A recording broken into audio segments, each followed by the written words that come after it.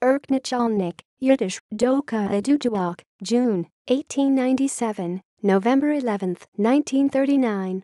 Itzchak Baruch Farbarowicz, better known by his literary name Urke Nachalnik, a Yeshiva boy who was born to a well-to-do Jewish family in Wizna, a village near the town of Łomża, Poland, became a criminal and then a self-made author, and ended his life heroically on November 11 of 1939 as a leader of a small underground unit that hid Torah scrolls from destruction.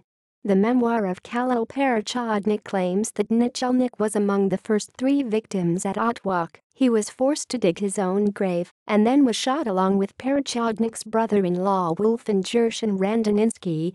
They were buried in a Jewish cemetery, and their remains were later exhumed.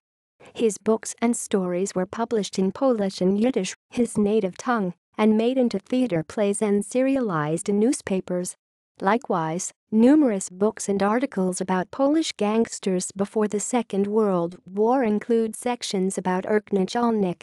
A biographical film shown in the Discovery Historia TV channel was made about him.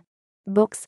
Mention on him: origin, Polish title, Ludzi bez Jutra, Wydniktwo Hercules, Warsaw 1938. Isiris Wybasny Prest Psy. Grobis, 1934. Milisk Prest Psy. Thornuasuanawayasoauno dosawau, nuoeo edwid.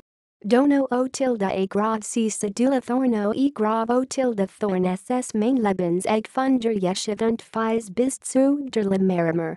External links. Wizna webpage.